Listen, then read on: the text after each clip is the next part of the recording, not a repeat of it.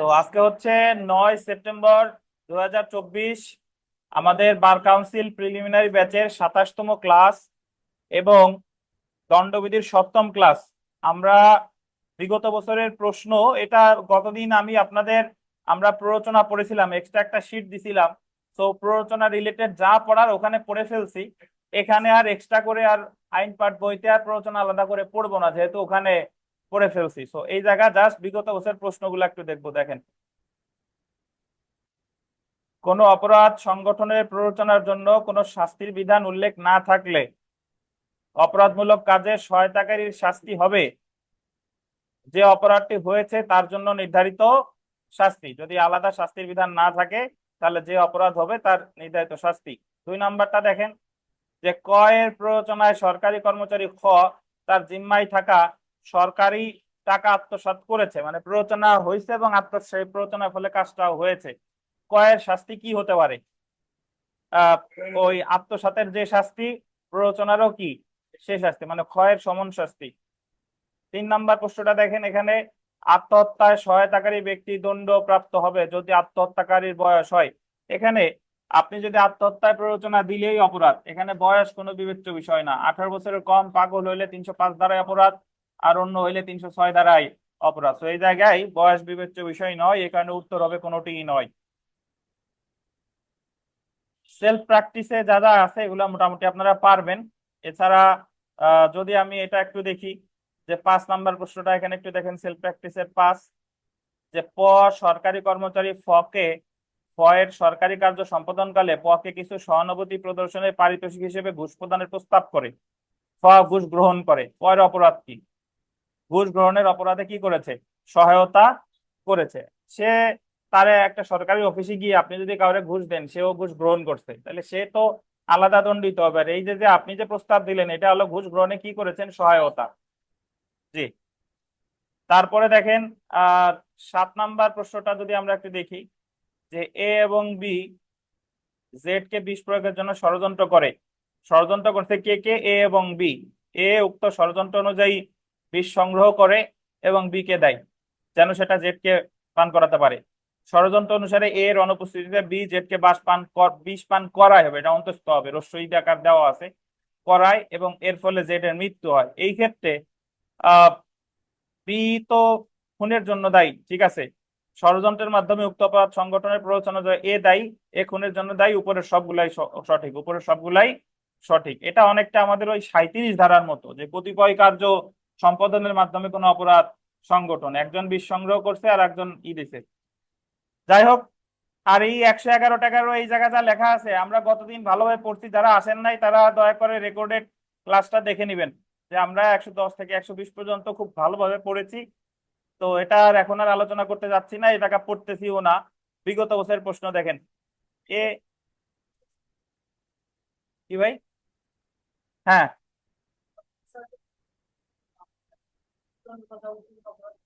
হ্যাঁ, হ্যাঁ। অন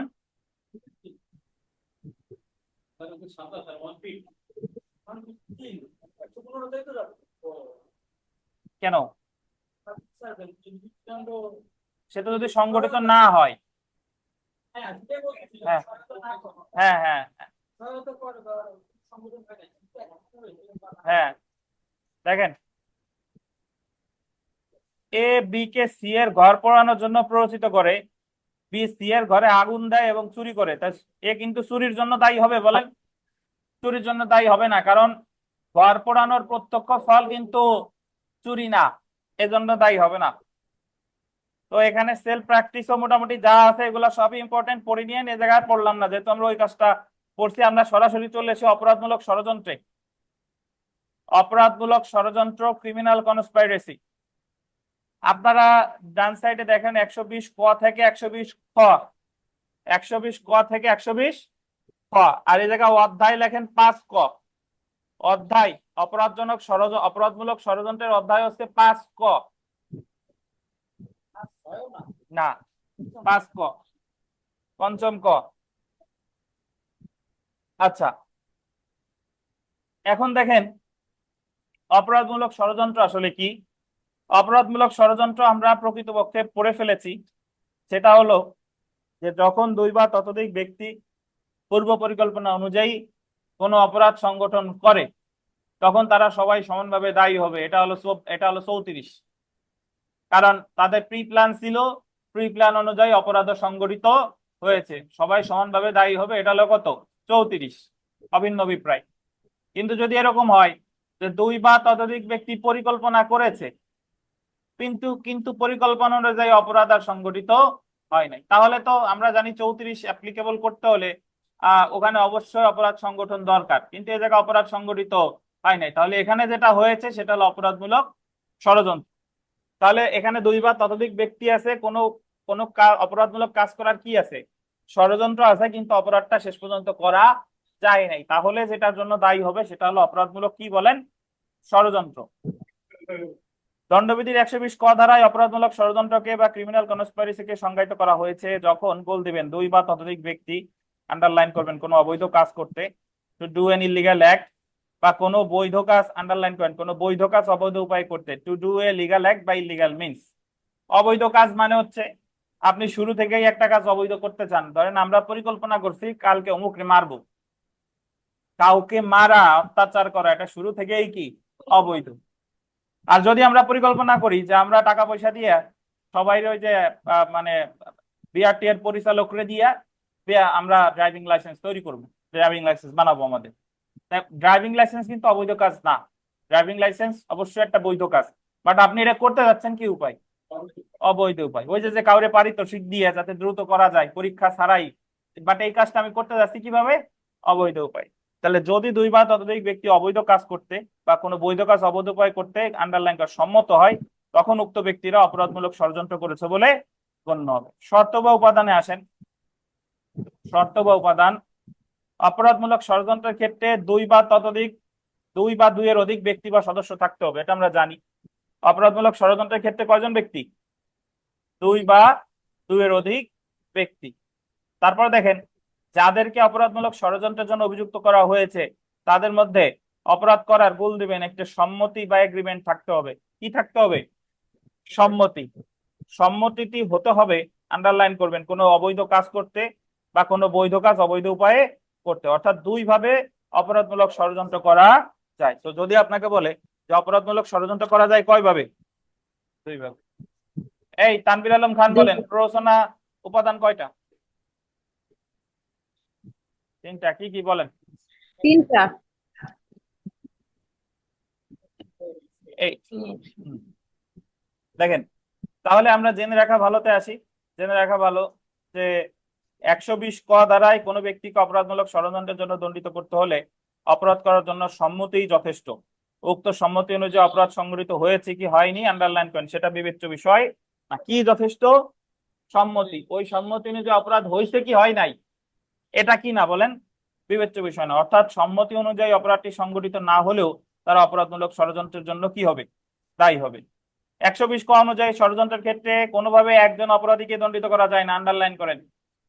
অর্থাৎ সর্বনিম্ন দুইজন অপরাধীকে দণ্ডিত করতে হবে, কিন্তু অপরাধের সহায়তার ক্ষেত্রে একজনকে দণ্ডিত করা যায়। প্ররোচনার জন্য কিন্তু একজনকে দণ্ডিত করা যায়, কিন্তু অপরাধজনক ষড়যন্ত্রের ক্ষেত্রে একজনকে দণ্ডিত করা যায় না। ধরেন যদি এরকম হয় যে অপরাধজনক ষড়যন্ত্রের জন্য মিতা আর আসমা খানম ওনাদের বিরুদ্ধে মামলা হয়েছে, মামলায় সাক্ষ্য প্রমাণ গ্রহণ শেষে দেখা গেল যে মিতা কোনো অপরাধ করে নাই, মিতারে যদি খালাস দেয় তাহলে আসমা খানমের কি হবে?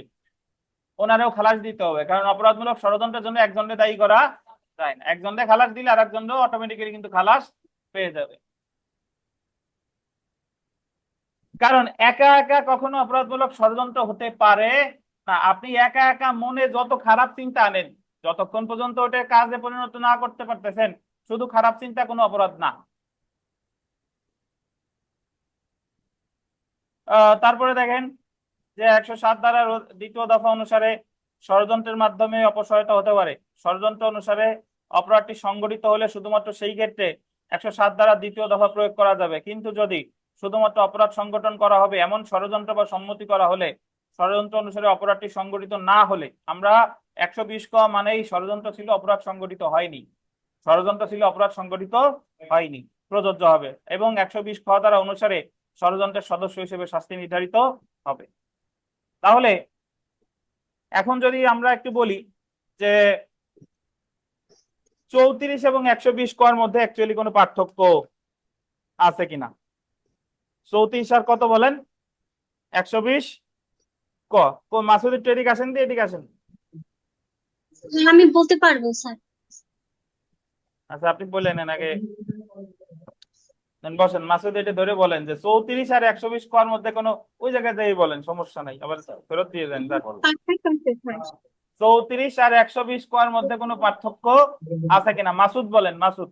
স্যার 34 আর 120 কর মধ্যে পার্থক্য আছে স্যার। 34-এ বলা হয়েছে যে পূর্ব পরিকল্পনা অনুযায়ী কাজটা হচ্ছে সম্পন্ন হইতে হবে, হ্যাঁ, আর 120 কতে বলা হয়েছে যে পূর্ব পরিকল্পনা, এই যে পরিকল্পনা করছে কিন্তু কাজটা সম্পূর্ণ না হইলেও এই যে যে পরিকল্পনা করছে এটা একটা অবৈধ বা একটা খারাপ পরিকল্পনা, এই জন্য এর জন্য তাদের শাস্তি দেওয়া যাবে স্যার। আর আর আর পার্থক্য আছে? এই দুইটা ছাড়া আর কোনো পার্থক্য আছে? আর পার্থক্য স্যার দেখতে হবে। 34 কোনো স্বতন্ত্র অপরাধ না, আর এটা কিন্তু অপরাধজনক ষড়যন্ত্র একটা কি অপরাধ বলেন? অপরাধ। স্বতন্ত্র অপরাধ। ধন্যবাদ। তাহলে এটা আর আমি পড়তেছি না, পার্থক্যটা আপনারা পড়ে নিয়েন। পার্থক্য একটাই, দুই বা ততোধিক ব্যক্তি ছিল, তাদের প্রি প্ল্যান অনুযায়ী অপরাধটা সংঘটিত হয়েছে। 34। দুই বা ততোধিক ব্যক্তি ছিল, প্রি প্ল্যান অনুযায়ী অপরাধ সংঘটিত হয় নাই, এটা কত? 120 ক।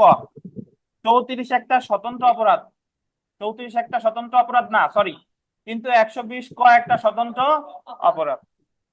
ধন্যবাদ। দেখেন, আমরা শাস্তিতে চলে আসি। অপরাধমূলক ষড়যন্ত্রের শাস্তি, পানিশমেন্ট অফ ক্রিমিনাল কনস্পাইরেসি। শাস্তিতে এসে আপনাদের একটু জটিল লাগতে পারে, তাহলে সংজ্ঞা দিছে কততে? 120 ক। শাস্তি কততে? আপনারা তো জানেন অলরেডি যে আমাদের দণ্ডবিধিতে মামলা হয় কোন ধারায়? শাস্তির ধারায়, সংজ্ঞার ধারায় কখনো মামলা হয় না।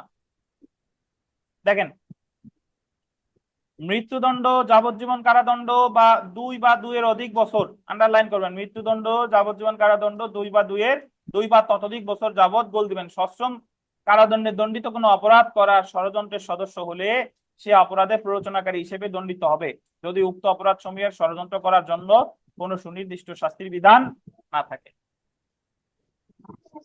আচ্ছা একটু বুঝেন, এটা হচ্ছে যে ধরেন যে যদি আপনার এমন কোনো অপরাধের ষড়যন্ত্র করছেন যেটা শাস্তি হলো মৃত্যুদণ্ড, যেমন আমরা কাউকে হত্যা করার ষড়যন্ত্র করলাম, হত্যার শাস্তি কি? মৃত্যুদণ্ড। যেমন আমরা ডাকাতি করার ষড়যন্ত্র করলাম, এটার শাস্তি কি?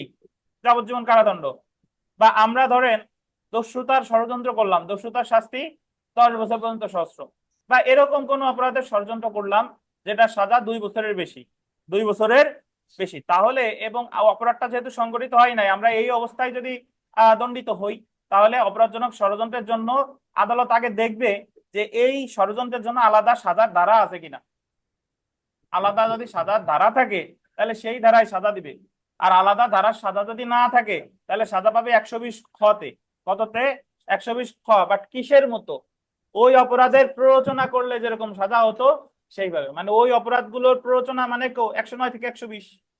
প্ররোচনার সাজা কত?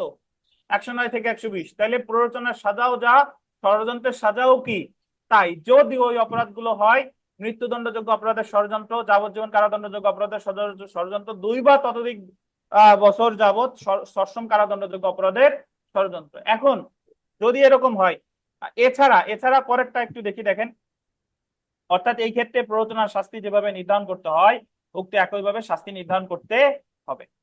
উপরে উল্লিখিত ক্ষেত্র বাদে অন্যান্য ক্ষেত্রে অপরাধমূলক ষড়যন্ত্রের সদস্য যদি অপরাধমূলক ষড়যন্ত্রের সদস্য কোনো ব্যক্তি, আন্ডারলাইন করেন, 6 মাস পর্যন্ত যে কোনো বর্ণনার কারাদণ্ড, অর্থদণ্ড বা উভয় দণ্ডে দণ্ডিত হবে। 6 মাস কখন?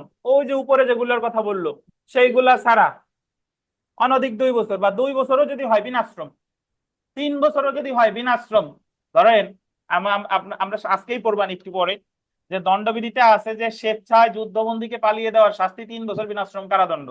কারণ আমরা যদি সবাই মিলে পরিকল্পনা করি যে অমুক যুদ্ধ অপরাধী আছে, তারে আমরা স্বেচ্ছায় পালাই দিতে দেব, এবং এই অবস্থায় আমরা ধরা পড়লাম, তাহলে আমরা এমন একটা অপরাধের ষড়যন্ত্র করেছি যে অপরাধের সাজা হচ্ছে 3 বছর বিনাশ্রম কারাদণ্ড। তাহলে আমাদের এই জায়গায় সাজা হতে পারে 120 ক্ষয়ের দ্বিতীয় অংশে কয় মাস? 6 মাস। 6 মাস। 6 মাস। 2 বা বিনাশ্রম ডাজেন্ট ম্যাটার, বলছে যে 2 বছর বা তার নিচে যদি হয়, 2 বছর বা তার নিচে, সেটা তাহলে সেই ক্ষেত্রে হবে কতদিন? 6 মাস। অর্থাৎ দেখেন, যে অপরাধ করার জন্য ষড়যন্ত্র করা হয়েছে সে অপরাধের শাস্তি 2 বছরের কম হলে সেই ক্ষেত্রে ষড়যন্ত্রের সদস্য 6 মাস পর্যন্ত কারাদণ্ডে দণ্ডিত হতে পারে। কিন্তু যে ক্ষেত্রে যে অপরাধ করার জন্য ষড়যন্ত্র করা হয়েছে সে অপরাধের শাস্তি 2 বছরের বেশি হলে বা মৃত্যুদণ্ড হলে বা যাবজ্জীবন কারাবাস হলে, উক্ত অপরাধ সময়ে ষড়যন্ত্র করার জন্য কোনো সুনির্দিষ্ট শাস্তির বিধান না থাকে, সেই ক্ষেত্রে প্ররোচনার শাস্তি যেভাবে নির্ধারিত হয় সেইভাবে শাস্তি নির্ধারিত হবে এবং সেই ক্ষেত্রে 109 থেকে 120 ধারা প্রযোজ্য হবে। বুঝেন কিনা মাসুদ সাহেব? শুধু 2 বছর, শুধু 2 বছর যদি সশ্রম হয়।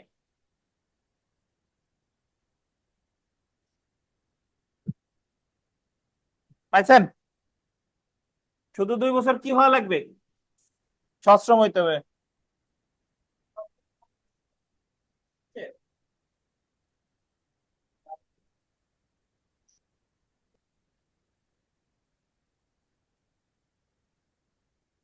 আচ্ছা, কে বুঝেন নাই? অনলাইনে যারা আছেন, অনলাইনে অফলাইনে যারা আছেন, অপরাধমূলক ষড়যন্ত্র এবং এর সাজা কে বুঝেন নাই দয়া করে রেসপন্স করেন।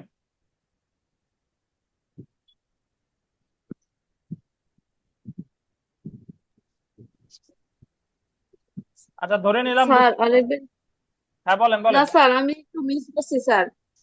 সাজার আরেকবার একটু রিপ্লাই করুন। সাজা খুব সোজা। আপনি যদি 2 বছর পর্যন্ত কোনো অপরাধের ষড়যন্ত্র করেন, সে অপরাধের সাজা 2 বছর। এরকম কোন অপরাধের ষড়যন্ত্র করলে সাজা 6 মাস। আর 2 বছরের বেশি হলে সাজা কিভাবে? ওই অপরাধের প্ররোচনা করলে যেভাবে সাজা হতো সেইভাবে। আমরা উপরেরটা না ভাবে নিচেরটা ভাবলেও হয়, যে 2 বছর পর্যন্ত কোনো অপরাধের ষড়যন্ত্র করলে সাজা হবে 6 মাস। আর 2 বছরের বেশি কোনো অপরাধের ষড়যন্ত্র করলে কত? সেইভাবে আপাতত এইটুকু মনে রাখেন। তবে কথা আছে, ধরেন বাংলাদেশের বিরুদ্ধে যুদ্ধ করার জন্য যুদ্ধের ষড়যন্ত্র, আলাদা সাজা আছে। তাহলে এই জায়গায় কিন্তু 120 খ আসবে না, কারণ ওই অপরাধের ষড়যন্ত্রের জন্য আলাদা কি আছে। যদি এরকম থাকতো যে খুনের ষড়যন্ত্রের জন্য আলাদা সাজা আছে, তাহলে আর 120 খ লাগতো না। বুঝতে পারছেন? আচ্ছা, আমরা সেলফ প্র্যাকটিসে চলে আসি। সেলফ প্র্যাকটিসের 1 নম্বর প্রশ্নটা দেখেন, যে দণ্ডবিধির কত ধারায় অপরাধমূলক ষড়যন্ত্রের সংজ্ঞা দেওয়া হয়েছে? সংজ্ঞা দিলে 120 ক, শাস্তি দিলে 120 কত বলেন? খ। এবং অপরাধমূলক ষড়যন্ত্রের জন্য কয়জন ব্যক্তি থাকা লাগবে? সর্বনিম্ন কয়জন? 2 জন। একজনের যদি খালাস দেয় আর একজন কি হবে? আর একজনও অটোমেটিক্যালি খালাস পেয়ে যাবে। বুঝতে পারছেন? আচ্ছা, আমরা 9 নাম্বার প্রশ্নটা একটু দেখি। 9 নাম্বার, অনধিক ড্যাশ সংগঠনের জন্য অপরাধজনক ষড়যন্ত্রের সদস্য হলে 6 মাসের কারাদণ্ডে দণ্ডিত হতে পারে। অনধিক কত? অনধিক 2 বছর। জি। 11 নাম্বার প্রশ্নটা দেখেন। 11, যে যদি কোনো ব্যক্তি মৃত্যুদণ্ড, যাবজ্জীবন কারাদণ্ডে দণ্ডনীয় কোনো অপরাধ অনুষ্ঠানের জন্য কোনো অপরাধমূলক ষড়যন্ত্রে অংশগ্রহণ করে, উক্ত অপরাধের জন্য শাস্তির বিধান না থাকলে উক্ত ব্যক্তি দায়ী হবে কিসের জন্য? অনুরূপ অপরাধে সহায়তা করার জন্য। সহায়তা মানে হচ্ছে কি? প্ররোচনা। আচ্ছা, আমরা রাষ্ট্রবিরোধী অপরাধ সমূহ, অফেন্সেস এগেইনস্ট স্টেট, ধারা 121 থেকে 130, এটা একটু দেখবো। দেখেন, রাষ্ট্রবিরোধী অপরাধ সমূহ ধারা 121টা দেখেন, যে বাংলাদেশের বিরুদ্ধে যুদ্ধ ঘোষণা, যুদ্ধ ঘোষণার উদ্যোগ গ্রহণ করা, যুদ্ধ ঘোষণায় কি করা? সহায়তা করা। যদি কোনো ব্যক্তি বাংলাদেশের বিরুদ্ধে যুদ্ধ ঘোষণা করেন, যুদ্ধ ঘোষণার উদ্যোগ গ্রহণ করেন বা যুদ্ধে সহায়তা করেন, তাহলে সাজা হবে কতদিন? মৃত্যুদণ্ড। দেখেন, মৃত্যুদণ্ড বা যাবজ্জীবন কারাদণ্ড এবং অর্থদণ্ডে দণ্ডিত হবে। তাহলে সর্বোচ্চ শাস্তির ক্ষেত্রে কত? মৃত্যুদণ্ড এবং যাবজ্জীবন কারাবাস। এখন গতকাল আমার একজন প্রশ্ন করছে, আপনারা ছিলেন অনলাইনে, একজন প্রশ্ন করছে, উনি বলতেছিল যে স্যার, যে কোটা আন্দোলনের আগে এই ছাত্ররা যা যা করছে, ছাত্ররা যা যা করছে সেটা কোনো অপরাধ হলো না, বাট যখন অন্তর্বর্তীকালীন সরকার গঠন হয়ে গেল, আনসাররা যে কাজ করছে আনসারকে বিরুদ্ধে ঠিকই মামলা হয়েছে, আনসারদের বিরুদ্ধে মামলা হইলো, তাইলে তারা তো আগেই এই কাজ করলো ছাত্ররা, তাহলে তাদের বিরুদ্ধে কেন মামলা হলো না, আর এখন আইসা আনসারদের বিরুদ্ধে কেন মামলা হচ্ছে? আচ্ছা, এটা আমি উদাহরণ এইভাবে বুঝাই, বুঝেন। ধরেন আমাদের বাংলাদেশ 1971 সালের 26শে মার্চ সকালবেলা বঙ্গবন্ধু শেখ মুজিবুর রহমান গ্রেফতার হওয়ার আগে স্বাধীনতার ঘোষণা দিয়ে গেছে যে বাংলাদেশ স্বাধীন ঘোষণা হলো বাংলাদেশ। এখন এবং ওই সময় থেকে যুদ্ধ কি শুরু হয়ে গেছে। তাহলে ধরেন যদি বাংলাদেশ স্বাধীন না হতো, তাহলে বঙ্গবন্ধু শেখ মুজিবুর রহমানের নামে মামলা হতো কত দ্বারাই? এই 121 দ্বারাই। এবং যত লোক যুদ্ধে অংশগ্রহণ করছে, যুদ্ধে সহায়তা করছে, সবার বিরুদ্ধে বিচার হতো, সবাই দণ্ডিত তত কত দ্বারাই? 121 দ্বারা। এখন যেহেতু যারা বিচার করবে তাদের কাছ থেকেই আমরা আলাদা হয়ে গেছি, এখন তাদের বিচার তো আর আমরা মানতেছি না, আমরা তো আলাদাই একটা দেশ হয়ে গেছি, আমরা স্বাধীনতা সংগ্রাম করছি এবং আমরা স্বাধীন হয়ে গেছি, এই কারণে স্বাধীন হয়েছি। এখন কিন্তু আমাদের বাংলাদেশ যখন স্বাধীন হলো তখন যারাই আন্দোলন করছিল তারা হয়ে গেল হিরো। আর যদি স্বাধীন না হতো তাহলে কিন্তু তাদের বিরুদ্ধে ঠিকই হতো কত দ্বারায়? 121 দ্বারা মামলা। এখন ধরেন বাংলাদেশ স্বাধীন হয়েছে, বঙ্গবন্ধু শেখ মুজিবুর রহমান দেশে আসছে, সরকার গঠন করে, এই মুহূর্তে যদি কেউ আবার বাংলাদেশে আবার ধরেন স্বাধীন করতে চাই, বাংলাদেশের বিরুদ্ধে বিরোধী আর একটা গোষ্ঠী আছে, তারা ধরেন 5,000 লোক মিলে বাংলাদেশের বিরুদ্ধে যুদ্ধ ঘোষণা করছে, বাট যুদ্ধ ঘোষণা করে তারা শেষ পর্যন্ত টিকে থাকতে পারে নাই, তাইলে তাদের বিরুদ্ধে ওর মামলা হবে কয় দ্বারায়? এই 121 দ্বারায়। তার মানে বোঝা যাচ্ছে যে আপনার বিরুদ্ধে তখন যে 121 ধারায় বঙ্গবন্ধু শেখ মুজিবুর রহমান সহ অন্যদের বিরুদ্ধে মামলাটা হলো না কেন? কারণ তারা তাদের আন্দোলনে কি হয়েছে? জয়ী হয়েছে। কিন্তু যদি জয়ী বাই চান্স না হতো তাহলে আবার তাদের বিরুদ্ধে কি এই ধারাটাই প্রযোজ্য হতো। এখন কোটা আন্দোলন যারা করছে তারা এর আগে যা যা করছে না না করছে, তারা তো তাদের আন্দোলন তারা কি করছে? সফল হয়েছে। সরকার ওই সরকার ভেঙে গেছে, এই কারণে তারা যা করছে না না করছে সব কোনো অপরাধ না। কিন্তু এখন যদি কেউ করে তারা আবার সেটা কি এখন করলেও অপরাধ হবে না, কখন? যখন আবার ওই আন্দোলনটা করে আপনার কি নিতে হবে? চূড়ান্ত পর্যায়ে নিতে হবে, হ্যাঁ, জয়ী হইতে হবে, কথা হলো সেটা। জি। আচ্ছা দেখেন, আমরা চলে আসি 121 ক। এই যে দেখেন, বাংলাদেশের ভিতরে বা বাইরে, এটা আন্ডারলাইন করেন, ভিতরে বা বাইরে, ভিতরে মানে হলো বাংলাদেশ সীমানার ভিতরে, বাইরে মানে হলো বাংলাদেশের সীমানার বাইরে, বাংলাদেশের বিরুদ্ধে যুদ্ধ ঘোষণা, যুদ্ধ ঘোষণার উদ্যোগ, যুদ্ধ ঘোষণায় সহায়তা করা, অপরাধ সমূহের ষড়যন্ত্র করা। এই জায়গা দেখেন 121-এ যে কাজটা হইছে সেই কাজটার সেম ষড়যন্ত্রের সাজা আছে কততে? 121 কতে। যদি 121 কতে আলাদা ষড়যন্ত্রের ধারা না থাকতো তাহলে এটা সাদা পয়টা কত দাঁড়ায়? এই ষড়যন্ত্রের সাজাটা পয়টা কত দাঁড়ায়? 120 খতে। 120 খতে। আর 120 খ মানে হচ্ছে প্ররোচনার যে সাজা সেই সাজা। যেহেতু আলাদা ষড়যন্ত্রের সাজা আছে এই জন্য আর আমাদের 120 খতে যাওয়া লাগতেছে না। দেখেন, যাবজ্জীবন কারাদণ্ড বা যে কোনো বর্ণনা কারাবাস যা অনধিক 10 বছর পর্যন্ত হতে পারে এবং অর্থদণ্ডে দণ্ডিত হবে। তাহলে বাংলাদেশের বিরুদ্ধে যদি আপনি যুদ্ধ ঘোষণা করেন সাজা কিন্তু সর্বোচ্চ সাজা মৃত্যুদণ্ড, কিন্তু যুদ্ধ ঘোষণা না করে যদি শুধু ঘরে বাইরে বসে ষড়যন্ত্র করেন তাহলে সাজা যাবজ্জীবন কারাদণ্ড, মৃত্যুদণ্ডটা নাই আর কি। আচ্ছা, আমরা 122 ধারাটা একটু দেখি। বাংলাদেশের বিরুদ্ধে যুদ্ধের উদ্দেশ্যে অস্ত্র শস্ত্র ইত্যাদি সংগ্রহ করা। আপনি যুদ্ধ করবেন এই উদ্দেশ্যে অস্ত্র শস্ত্র কি করতেছেন? সংগ্রহ করতেছেন, তাহলে যাবজ্জীবন কারাদণ্ড বা যে কোনো বর্ণনার কারাবাস যা 10 বছরের বেশি হবে না এবং অর্থদণ্ডে দণ্ডিত হবে। 123 পড়া লাগবে না। 124 ক দেখেন, 124 ক রাষ্ট্রদ্রোহিতা বা সেডিশন। রাষ্ট্রদ্রোহিতা আসলে গতবার একটা প্রশ্ন এসেছে যে রাষ্ট্রদ্রোহিতা বলতে কি বোঝায়। রাষ্ট্রদ্রোহিতা মানে রাষ্ট্রের বিরুদ্ধে বিদ্বেষমূলক কোনো কাজ বা কথা না, সরকারের বিরুদ্ধে বিদ্বেষমূলক কোনো কাজ বা কথা। আপনি যদি বাংলাদেশ সরকারের বিরুদ্ধে বিদ্বেষ প্রসূত কোনো কথা বলেন বা বিদ্বেষমূলক কোনো কাজ করেন তাহলে সেটাকে বলে কি? রাষ্ট্রদ্রোহিতা। তাহলে রাষ্ট্রদ্রোহিতা অপরাধ আছে কত ধারা? 124 ক। দেখেন, যাবজ্জীবন কারাদণ্ড বা যে কোনো স্বল্প মেয়াদী যে ক্ষেত্রে অর্থদণ্ড যুক্ত করা যেতে পারে, সর্বোচ্চ সাজা তাহলে কত? যাবজ্জীবন কারাদণ্ড বা কারাবাস সহ যা 3 বছর পর্যন্ত হতে পারে, যে ক্ষেত্রে অর্থদণ্ড যুক্ত করা যেতে পারে বা অর্থদণ্ড সহ। এখন আপনারা এখানে একটা প্যাচের প্রশ্ন দেখেন, যদি বলে যাবজ্জীবন কারাবাসের সর্বোচ্চ সাজা কত, সরি রাষ্ট্রদ্রোহিতার সর্বোচ্চ সাজা কত, যাবজ্জীবন কারাদণ্ড। যদি বলে রাষ্ট্রদ্রোহিতার ক্ষেত্রে সর্বোচ্চ কারাদণ্ড কত,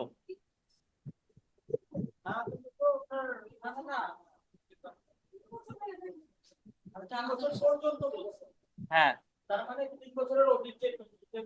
না 3 বছর পর্যন্ত, 3 বছর সর্বোচ্চ 3 বছর। যদি আপনাকে বলে যাবজ্জীবন কারাদণ্ডের সর্বোচ্চ সাজা কত, সরি রাষ্ট্রদ্রোহিতার সর্বোচ্চ সাজা কত, যাবজ্জীবন কারাদণ্ড। যদি বলে রাষ্ট্রদ্রোহিতার ক্ষেত্রে সর্বোচ্চ কারাদণ্ড কি হতে পারে, 3 বছর। এখন আপনি বললেন যে স্যার তাহলে যাবজ্জীবন কারাদণ্ড উত্তর হবে না কেন, কারণ কারাদণ্ড এক সাজা, যাবজ্জীবন কারাদণ্ড কি আর এক সাজা।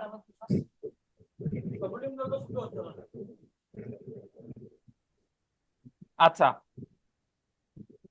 তাহলে রাষ্ট্রদ্রোহিতার সাজা হলো যাবজ্জীবন কারাদণ্ড আর অথবা 3 বছর পর্যন্ত কারাদণ্ড বা অর্থদণ্ড।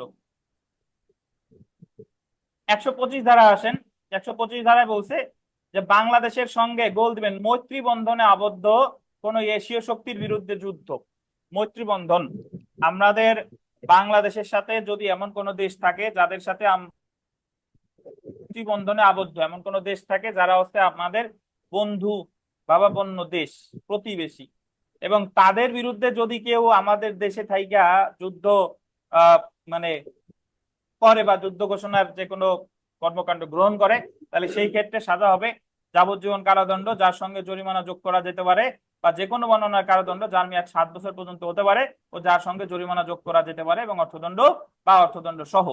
ধরেন বাংলাদেশে বসে যদি কেউ ভারতের বিরুদ্ধে যুদ্ধ ঘোষণা করে, তাহলে সেই বাংলাদেশি বা অন্য কোনো বিদেশি যাই হোক না কেন, বাংলাদেশের মধ্যে থেকে যদি এই কাজটা করে, তাহলে তার বিরুদ্ধে মামলা হবে কত ধারায়, 125 ধারায়, এবং সেই ক্ষেত্রে তার সর্বোচ্চ সাজা হতে পারে কি, যাবজ্জীবন কারাদণ্ড। ধন্যবাদ। আমরা 2টা ধারা পরে বিরতিতে যাব। দেখেন 128 ধারাটা বলছে সরকারি কর্মচারী দ্বারা স্বেচ্ছাকৃতভাবে রাষ্ট্রবিরোধী অপরাধে বা যুদ্ধ অপরাধে কারারুদ্ধ বন্দীকে পালিয়ে যেতে দেওয়া। সরকারি কর্মচারী আন্ডারলাইন করেন, স্বেচ্ছাকৃতভাবে শব্দটা গুল দেন এবং আন্ডারলাইন করেন রাষ্ট্রবিরোধী অপরাধে বা যুদ্ধ অপরাধে কারারুদ্ধ বন্দীকে পালিয়ে যেতে দেওয়া। যদি কোনো সরকারি কর্মচারী সে যদি স্বেচ্ছায় যারা রাষ্ট্রবিরোধী অপরাধে অভিযুক্ত বা যারা যুদ্ধ অপরাধী তাদেরকে যদি পালিয়ে যেতে দেয়, ধরেন কারাগারের যারা কারারক্ষী তারা ইচ্ছাকৃতভাবে একজন রাষ্ট্রদ্রোহিতার আসামিকে কি দিল, পালিয়ে যেতে দিছে, তাহলে ওই যে সরকারি কর্মচারী যে কারারক্ষী তার সাজা হবে যাবজ্জীবন কারাদণ্ড বা যে কোনো বর্ণনার কারাদণ্ড যার মেয়াদ কত, 10 বছর পর্যন্ত হতে পারে এবং অর্থদণ্ডে দণ্ডিত হবে। সরকারি কর্মচারী কর্তৃক 129 ধারা দেখেন গোল দিবেন অবহেলা পূর্বক যুদ্ধবন্দীকে পালিয়ে যেতে দেওয়া। 128 আর 129 ধারার ভিতরে পার্থক্য হল 2টা শব্দ। 128-এ করতেছে স্বেচ্ছায় আর 129-এ করতেছে কি, অবহেলা। অবহেলা মানে নাক দিয়ে ঘুমাইছেন হাফিজের মতো, এটা অবহেলা। হাফিজ যে মানে লেকচার ঠিকভাবে শুনতেছে না, এটা কিন্তু স্বেচ্ছায় না, এটা হচ্ছে কি অবহেলা, কারণ ঘুম কন্ট্রোল করতে পারতেছে না। তো এরকম কারারক্ষী যদি ঘুমাই থাকে এবং পলাই চলে গেছে, তাহলে মামলা হবে কত ধারায়, 129। আর যদি সে স্বেচ্ছায় পালিয়ে যেতে দেয় তাহলে কত, 128। তাহলে 129টা দেখেন বিনাশ্রম কারাদণ্ড যার মেয়াদ আন্ডারলাইন করেন 3 বছর পর্যন্ত হতে পারে এবং অর্থদণ্ড দণ্ডিত হবে।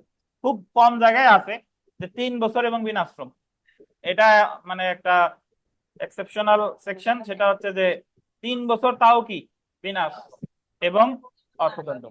হ্যাঁ হ্যাঁ, তাহলে দেখেন 128-এ বললো যে সরকারি কর্মচারী যদি স্বেচ্ছায় পালিয়ে যেতে দেয় তাহলে সাজা যাবজ্জীবন কারাদণ্ড বা 10 বছর পর্যন্ত কারাদণ্ড। আর সরকারি কর্মচারী যদি স্বেচ্ছায় কোনো যুদ্ধবন্দীরে পালিয়ে যেতে দেয় তাহলে সাজা কত, 3 বছর বিনাশ্রম কারাদণ্ড এবং অর্থদণ্ড।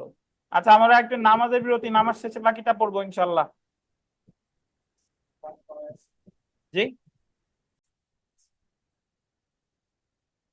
তো জেনে রাখা ভালো, দেখেন জেনে রাখা ভালো যে দণ্ডবিধির 121 ধারায় সর্বোচ্চ শাস্তি মৃত্যুদণ্ড, 124 ক ধারায় রাষ্ট্রদ্রোহিতার সেডিশনের সর্বোচ্চ শাস্তি যাবজ্জীবন কারাবাস। তাহলে যদি কখনো পরীক্ষায় প্রশ্ন আসে যে রাষ্ট্রদ্রোহিতার সর্বোচ্চ সাজা কি, এবং যদি আপনাকে বলে যে রাষ্ট্রদ্রোহিতা কাকে বলে, এই যে 2023 সালে পরীক্ষায় এসেছে, রাষ্ট্রদ্রোহিতা রাষ্ট্রের বিরুদ্ধে অপরাধ না, সরকারের বিরুদ্ধে যদি বিদ্বেষ প্রসূত কিছু লেখেন বলেন সেটা হচ্ছে আপনার রাষ্ট্রদ্রোহিতা বা সেডিশন। দেখেন 1870 সালে রাষ্ট্রদ্রোহিতা দণ্ডবিধিতে অপরাধ হিসেবে যুক্ত করা হয়, অর্থাৎ যখন দণ্ডবিধি প্রণয়ন করে ওই মুহূর্তে কিন্তু রাষ্ট্রদ্রোহিতা ছিল না, এটা যোগ করা হয়েছে কত সালে? 1870 সালে। ফৌজদারি কার্যবিধির আন্ডারলাইন করবেন, 196 ধারায় বলা হয়েছে রাষ্ট্রদ্রোহিতা সহ রাষ্ট্রবিরোধী কোনো অপরাধ কোন আদালত আমলে দিবে না, আন্ডারলাইন করেন, সরকার বা সরকার কর্তৃক ক্ষমতাপ্রাপ্ত কোন কর্মকর্তার আদেশ অনুসারে অভিযোগ ছাড়া। মানে আমি আপনি গিয়েই রাষ্ট্রদ্রোহিতার মামলা করতে পারবো না। রাষ্ট্রদ্রোহিতার মামলা করতে হলে অনুমতি লাগবে কার? সরকার। সরকার যারা ক্ষমতা দেবে তার মানে তার আবেদনের ভিত্তিতে অপরাধ আমলে নেওয়া হবে। এবং এখানে একটু লেখেন, রাষ্ট্রদ্রোহিতার অপরাধ হলো আমল অযোগ্য অপরাধ। আমল কি? আমল অযোগ্য। আর লেখেন সিআর মামলা হয়, সিআর মামলা হয় না কখনো, আমল অযোগ্য অপরাধ, আমল অযোগ্য, এবং লেখেন যে সিআর মামলা হয়। আমল অযোগ্য আর মামলা হলো সিআর মামলা, মানে নালিশি স্যার মামলা। ওই যে স্যার ওই রাষ্ট্রদ্রোহিতা স্যার, বলেন। স্যার একটু কাইন্ডলি আর একটু বলিয়েন স্যার। বললাম যে রাষ্ট্রদ্রোহিতার অপরাধ হচ্ছে আমল অযোগ্য, আমল অযোগ্য, এবং এখানে সিআর মামলা হয়, সিআর মানে নালিশি মামলা।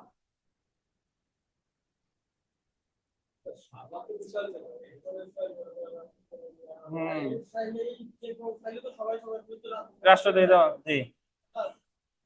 দেখেন, তো আমরা বিশাল সাজা বলেই তো আপনার পরীক্ষায় প্রশ্ন দেবে যে এটা কি আমলযোগ্য নাকি আমল অযোগ্য। ভাববেন যে যাবজ্জীবন কারাদণ্ড আগে দিয়ে আমলযোগ্য, তারপরে দেখা যাবে। হ্যাঁ, জি। হ্যাঁ। তাহলে দেখেন, আমরা বিগত বছরের প্রশ্ন দেখি যে পেনাল কোড 1860-এর কোন অধ্যায়ে রাষ্ট্রবিরোধী অপরাধ সম্পর্কিত বিধান আছে? তৃতীয়, চতুর্থ, পঞ্চম, ষষ্ঠ, কোন অধ্যায়? এটা ষষ্ঠ অধ্যায় কেন? আপনি এইভাবে চিন্তা করেন, মানে আমার সব অধ্যায় মধ্যে রাখার দরকার নাই, বাট এইভাবে যদি দেখেন, সাধারণ ব্যতিক্রম আছে 176 থেকে 106, কত? চতুর্থ। তাহলে 107 থেকে 120 আছে প্ররোচনা, এটা পঞ্চম। আর পঞ্চম ক আছে 120 ক 120 খ, তাহলে এটা রাষ্ট্রদ্রোহিতা রিলেটেড যেটা, এটা কত? ষষ্ঠ।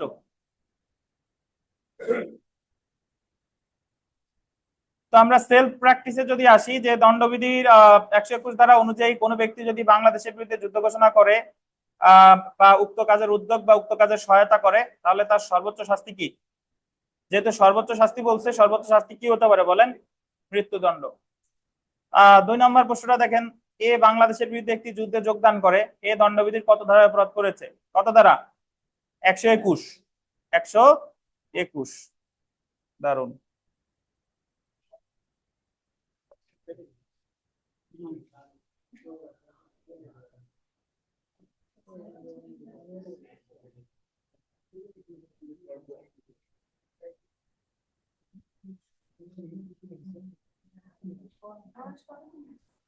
এই অনলাইনে যারা আছেন শুনতে পাচ্ছেন? জি স্যার। জি স্যার, শোনা যাচ্ছে। আচ্ছা, ধন্যবাদ। আমাদের ইলেকট্রিসিটি চলে গেছে, তো তাহলে দেখেন 5 নাম্বার প্রশ্নটা দেখেন, 5 নাম্বার, যে রাষ্ট্রদ্রোহিতা অপরাধের শাস্তি কি? যাবজ্জীবন কারাদণ্ডের সাথে অর্থদণ্ড বা 3 বছর মেয়াদী কারাদণ্ডের সাথে অর্থদণ্ড। মোটামুটি এগুলা যা আছে পারবেন। 9 নাম্বার প্রশ্নটা যদি একটু দেখেন, যে রাষ্ট্রদ্রোহিতা সহ রাষ্ট্রবিরোধী কোনো অপরাধ কোনো আদালত আমলে নিবে না কার পূর্ব অনুমতি ছাড়া, এবং এই কথাটা বলা হয়েছে ফৌজদারি কার্যবিধির কত ধারায়? 196 ধারায়। ধন্যবাদ। আমরা চলে আসি গণশান্তির বিরুদ্ধে অপরাধ সমূহ। গণশান্তি, offences against the public tranquility, offences against the public tranquility ধারা 141 থেকে 159, ধারা 141 থেকে 159। দেখেন, দণ্ডবিধির 141 থেকে 159 ধারা পর্যন্ত গণশান্তির বিরুদ্ধে অপরাধ সমূহ আলোচনা করা হয়েছে। এই সকল অপরাধগুলোকে নিম্নলিখিত 3টি ভাগে ভাগ করা যায়। কি কি? একটা হচ্ছে বেআইনি সমাবেশ, আনলফুল অ্যাসেম্বলি, দাঙ্গা বা রাইটিং, 3 নাম্বার হচ্ছে মারামারি। অর্থাৎ এই 141 থেকে 159 পর্যন্ত মোট 3টা অপরাধ সম্পর্কে বলা হয়েছে বেআইনি সমাবেশ সম্পর্কে, যেটার ইংরেজি হচ্ছে আনলফুল অ্যাসেম্বলি, বলা হয়েছে আপনার দাঙ্গা বা রাইটিং, এবং সবশেষে বলা হয়েছে কি মারামারি বা এফরে। আমরা বেআইনি সমাবেশে চলে আসি। দেখেন আনলফুল অ্যাসেম্বলি, বেআইনি সমাবেশ, যে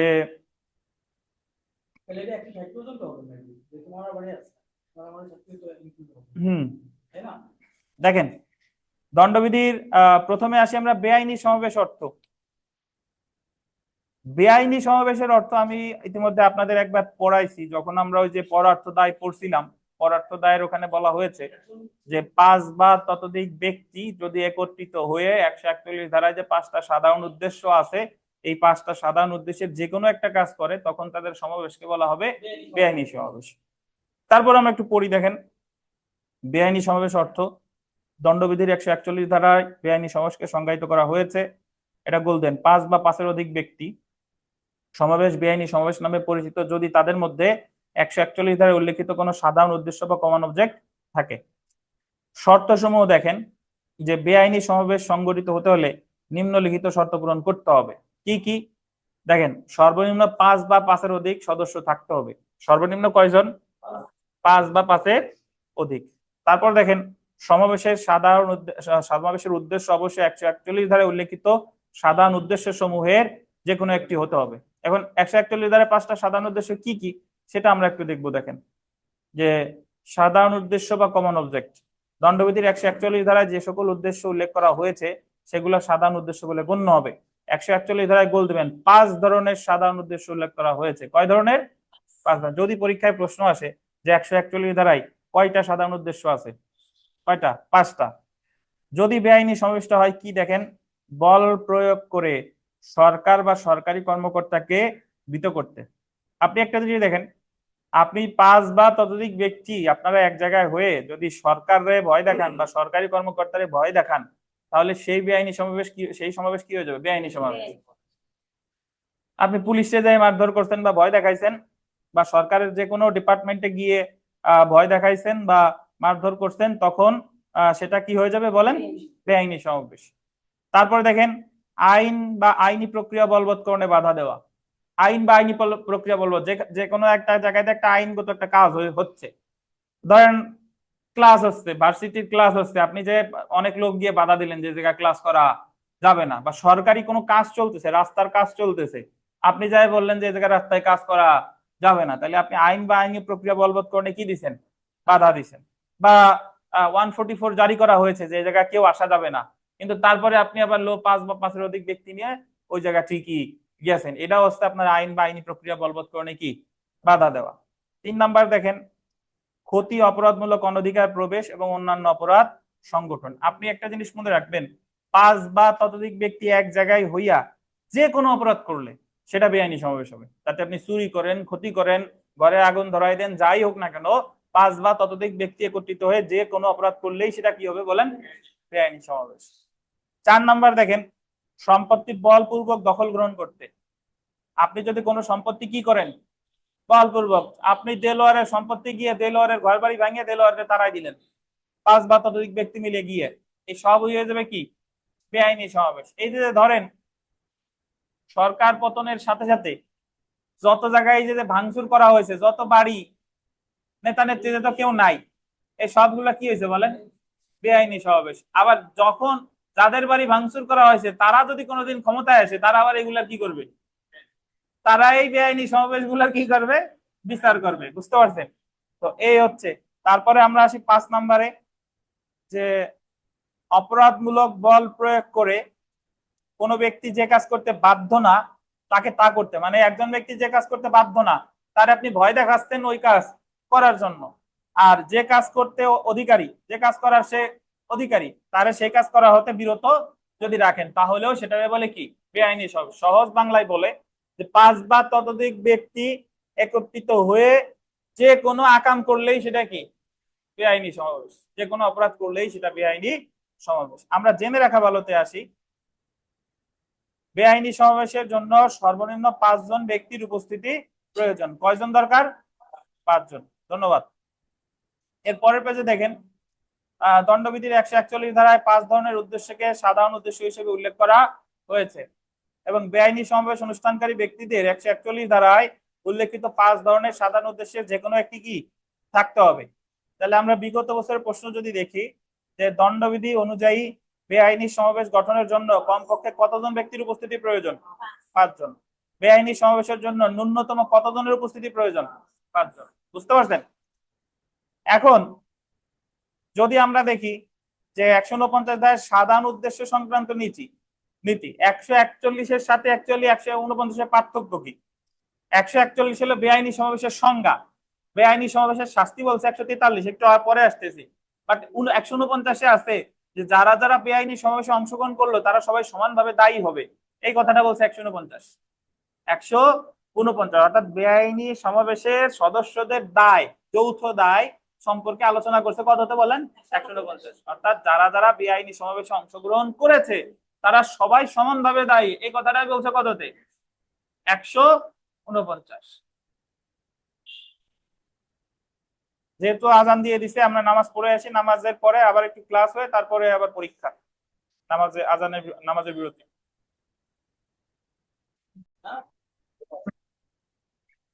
তো 149 ধারা অ্যাকচুয়ালি 141 ধারায় যে বেআইনি সমাবেশ, এই বেআইনি সমাবেশের সদস্যদের যে দায়, অর্থাৎ কে কিভাবে দায়ী হবে, এই বিষয়টা আলোচনা করা হয়েছে 149 ধারায়। একটু পড়ি দেখেন যে 149 ধারায় সাধারণ উদ্দেশ্য প্রয়োগ সংক্রান্ত নীতি। বেআইনি সমাবেশের সময় বেআইনি সমাবেশের সদস্যরা সাধারণ উদ্দেশ্য বাস্তবায়ন করে যে অপরাধ সংগঠন করে সেই ক্ষেত্রে তাদের দায় কি হবে তা দণ্ডবিধির 149 ধারায় উল্লেখ করা হয়েছে। 149 ধারায় বলা হয়েছে সাধারণ উদ্দেশ্য বাস্তবায়নে অনুষ্ঠিত অপরাধের জন্য বেআইনি সমাবেশের প্রত্যেক সদস্য দায়ী হবে। 149 ধারা অনুসারে যদি বেআইনি সমাবেশের কোন সদস্য দ্বারা উক্ত বেআইনি সমাবেশের সাধারণ উদ্দেশ্য বাস্তবায়নে কোনো অপরাধ সংগঠন করা হয়, উক্ত বেআইনি সমাবেশের কোন সদস্য যদি আন্ডারলাইন করে জানতো যে উক্ত সাধারণ উদ্দেশ্য বাস্তবায়নে এমন অপরাধ সংগঠিত হতে পারে, ধরেন 5 জন ব্যক্তি গিয়ে ম্যাজিস্ট্রেটের উপর হামলা করছে, এখন ওই 5 জনের সাথে সাথে অন্যান্যরাও ওই 5 জনের সাথে যোগ দিছে, তারা হামলা করে নাই, বাট তারা আগে থেকে জানতো যে এই ধরনের কোনো সহিংসতা ঘটতে পারে, তাহলে ওই 5 জনের সাথে বাকি যারা যারা আছে তাদের সবাই দায়ী হবে কত দ্বারায়? 149 দ্বারায়। কিন্তু যদি কেউ সরল বিশ্বাসে দেখার জন্য দাঁড়ায়, সে অ্যাকচুয়ালি জানে না এরকম কোনো ঘটনা ঘটতে পারে, তাহলে তারে কিন্তু 149-এ দায়ী করা যাবে না। মানে যে জেনে শুনে তালে তাল দিছে যে মারু করা, কিন্তু আমি সাথে সাথে আসি, দাঁড়ায় আছি, যে সে জানে যে এই ধরনের অপরাধী জায়গা হতে পারে, তারপরেও সে ওই জায়গা আছে, তাইলে কিন্তু তারে দায়ী করার জন্য 149 আসবে।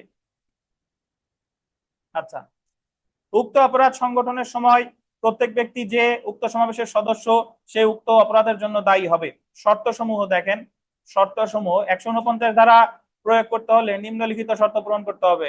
1, একটি বেআইনি সমাবেশ থাকতে হবে। 149 ধারা মানেই সবার আগে কি থাকা লাগবে? বেআইনি সমাবেশ। অর্থাৎ 141 ধারায় উল্লেখিত বেআইনি সমাবেশের সকল শর্ত পূরণ করতে হবে এবং 141 ধারা উল্লেখিত সাধারণ উদ্দেশ্য বাস্তবায়নে এমন বেআইনি সমাবেশ হতে হবে। এমন সাধারণ উদ্দেশ্য বাস্তবায়নে বেআইনি সমাবেশের যে কোনো সদস্য কর্তৃক কোনো একটি অপরাধ সংগঠিত হতে হবে, বা বেআইনি সমাবেশের সদস্য হিসেবে অন্যান্য সদস্যরা জানতো যে এমন অপরাধ সম্ভবত সংগঠিত হতে পারে। ওই যে আন্ডারলাইন করেন, সম্ভবত কি সংগঠিত হতে পারে। উক্ত অপরাধ সংগঠনের সময় যারা বেআইনি সমাবেশের সদস্য ছিল তারা প্রত্যেকেই সংগঠিত অপরাধের জন্য দায়ী হবে। তাহলে অংশগ্রহণ এবং উপস্থিতি, এই জিনিস দুইটা আমরা যখন 34 ধারা পড়েছিলাম আপনার মনে থাকার কথা, 34-এ লাগে সক্রিয় অংশগ্রহণ, সক্রিয় উপস্থিতি থাকতেও পারে নাও থাকতে পারে, আর 149-এ লাগে সক্রিয় উপস্থিতি, সক্রিয় অংশগ্রহণ থাকতেও পারে নাও পারে। আমরা একটু পড়ি দেখেন অংশগ্রহণ এবং উপস্থিতি। পার্টিসিপেশন এন্ড প্রেজেন্স, 149 ধারা প্রয়োগ করতে হলে প্রকৃত অংশগ্রহণ বা প্রকাশ্য কার্য প্রয়োজনীয় না। অপরাধ সংগঠনে প্রত্যেক সদস্যের অংশগ্রহণ করা প্রয়োজনীয় না, বা এটা প্রয়োজনীয় না যে অপরাধ সংগঠনের প্রত্যেক সদস্য কিছু প্রকাশ্য কার্য করবে। 149 ধারা প্রয়োগ করা যাবে যদি এটা প্রমাণ করা যায় যে বেআইনি সমাবেশের সদস্য হিসেবে অন্যান্য সদস্যরা জানতো যে এমন অপরাধ সম্ভবত সংগঠিত হতে পারে। আন্ডারলাইন করেন, সম্ভবত সংগঠিত হতে কি পারে, এবং অপরাধ সংগঠনের সময় তারা উক্ত বেআইনি সমাবেশের সদস্য ছিল। এই ক্ষেত্রে কোনো সদস্য সে নিজ হাতে কোনো অপরাধ করেছে কিনা সেটা বিবেচ্য বিষয় না, এবং সাধারণ উদ্দেশ্য নিয়ে বেআইনি সমাবেশে উপস্থিত ছিল এটাই তাকে দায়ী করার জন্য যথেষ্ট। উদাহরণটা যদি আমরা দেখি, দেখেন 7 জন অভিযুক্ত ব্যক্তি লাঠি এবং বল্লভ দিয়ে দ্রুত ঘটনাস্থলে গিয়েছিল। তাদের মধ্যে 4 জন ব্যক্তি ভিকটিম ফারুককে জখম করেছিল এবং জখমের কারণে ফারুক মারা যায়। প্রশ্ন হলো 3 জন অভিযুক্ত কি খুনের জন্য দণ্ডবিধি 302, 149 ধারায় দণ্ডিত হবে? আদালত সিদ্ধান্ত প্রদান করেছে যেহেতু অভিযুক্ত ব্যক্তিরা মারাত্মক অস্ত্র নিয়ে দ্রুত ঘটনাস্থানে গিয়েছিল, সেহেতু এটা দেখায় যে তাদের অপরাধ করার সাধারণ উদ্দেশ্য কি ছিল এবং তারা জানতো যে এমন ধরনের অপরাধ হতে পারে। ফারুককে খুন করার সাধারণ উদ্দেশ্য অভিযুক্তদের ছিল না, কিন্তু এটা সাক্ষ্য প্রমাণে পরিষ্কার যে তাদের যে কোনো অপরাধ করার সাধারণ উদ্দেশ্য ছিল। মানে তারা খুন করার উদ্দেশ্য না থাক, কিন্তু যেহেতু হাতে অস্ত্র ছিল, যে কোনো একটা উদ্দেশ্য তো তার ছিল। অস্ত্র তো আর মানুষ দেখাইতে নেয় না, কোনো কাজ করার জন্যই তো নেয়। আদালত সিদ্ধান্ত প্রদান করেছে যদিও সাক্ষ্য প্রমাণে দেখা যায় যে 4 জন প্রকৃতপক্ষে ফারুককে জখম করেছে, তবুও 3 জন অভিযুক্ত বেআইনি সমাবেশের সদস্য হিসেবে সমানভাবে খুনের জন্য দায়ী হবে, যদিও জখমের ক্ষেত্রে 3 জনের প্রকৃত কোনো অংশগ্রহণ নেই। কোপাইছে কয়জনে? 4 জনের, বাকি 3 জন কিছু করে নাই, বাট তারা ওই 4 জনের সাথে ছিল। এখন যদি আমরা আসি অভিন্ন অভিপ্রায় এবং সাধারণ উদ্দেশ্য, এটা আমি আর পড়তে যাচ্ছি না, বহুবার আমরা ওই এর আগেই পড়ছি। 34-এ 2 বা ততোধিক, এই জায়গা 5 বা ততোধিক। 34-এ প্রি প্ল্যান থাকে, এই জায়গা নাও থাকতে থাকে না, এটাই ধরে নেন। আর 34 স্বতন্ত্র কোনো অপরাধ না। 149-এ স্বতন্ত্র অপরাধ বলা যেতে পারে, কারণ যে জায়গায় 149 আছে সে জায়গায় আর কিছু থাক না থাক কি আছে, বেআইনি সমাবেশ আছে। 34-এ লাগে সক্রিয় অংশগ্রহণ, 149-এ আছে কি সক্রিয় উপস্থিতি। এগুলাই আমরা বিগত বছরের প্রশ্নে চলে আসি। দ্য পেনাল কোড 1860-এর কোন ধারায় বিধান অনুযায়ী অপরাধ সংগঠনে অংশগ্রহণ না করা সত্ত্বেও শুধু সাধারণ উদ্দেশ্য থাকায়, আন্ডারলাইন করেন, সাধারণ উদ্দেশ্য থাকায়, যদি এই জায়গায় সাধারণ উদ্দেশ্য না থাকে লিখতে অভিন্ন উদ্দেশ্য।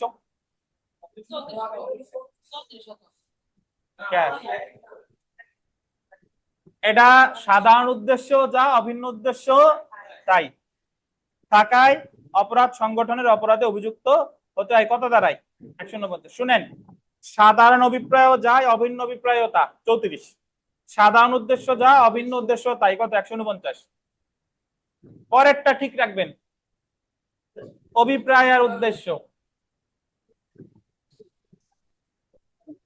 আচ্ছা, এখন আমরা যদি দেখি যে 141 আর 149-এর মধ্যে পার্থক্য কি, আমরা তো পড়বোই, ব্যাখ্যা দিলাম।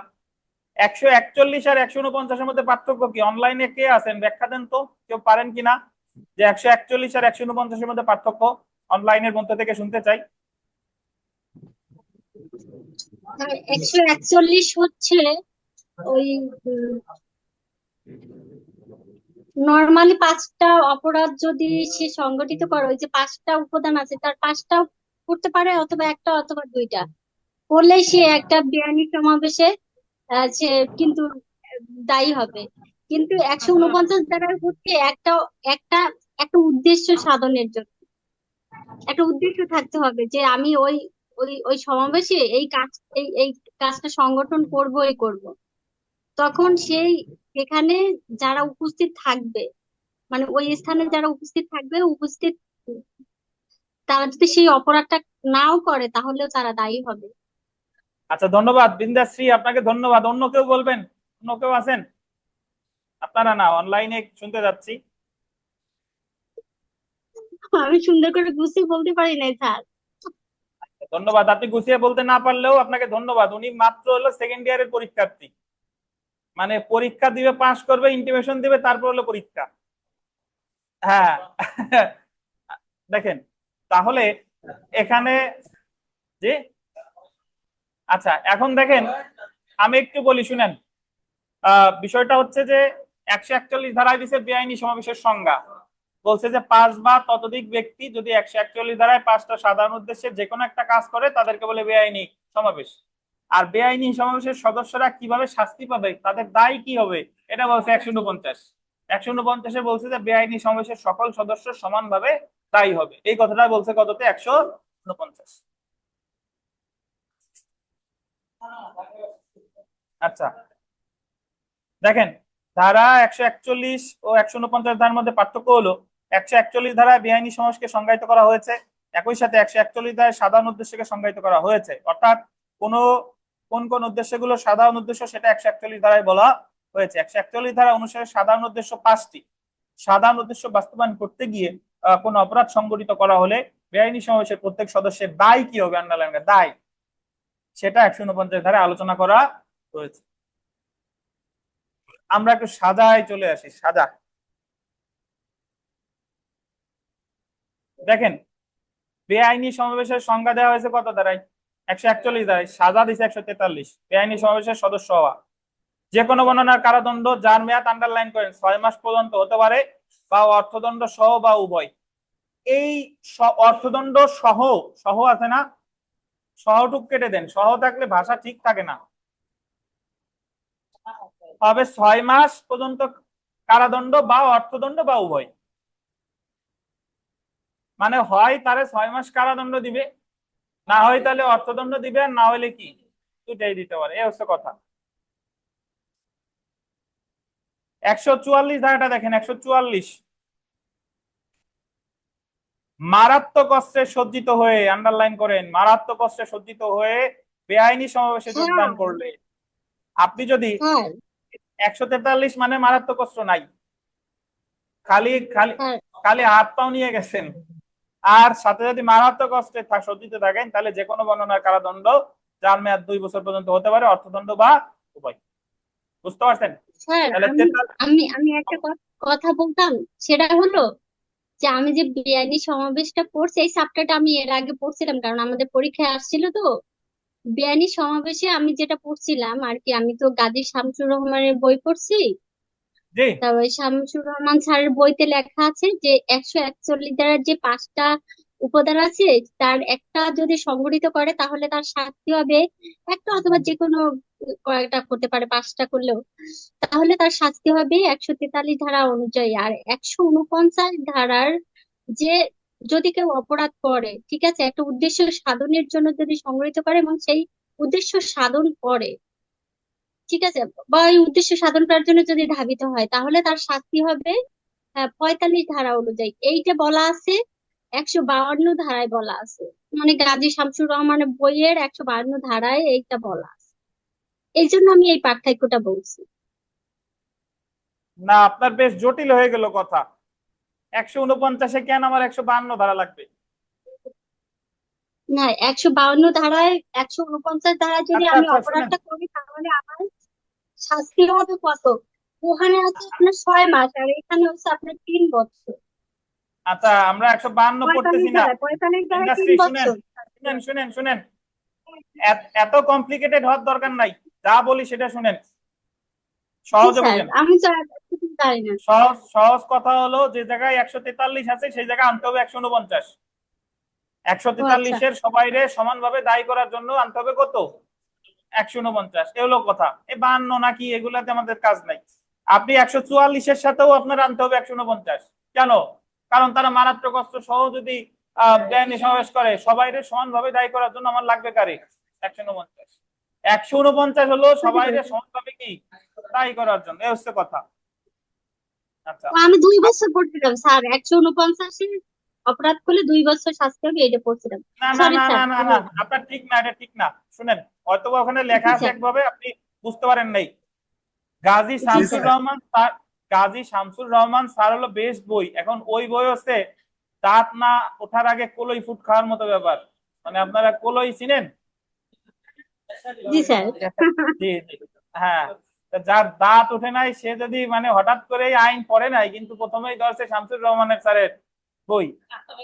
হ্যাঁ, না স্যার অনেক ভালো লাগছে, কিন্তু ওই আপনি বুঝতে ভুল করছেন।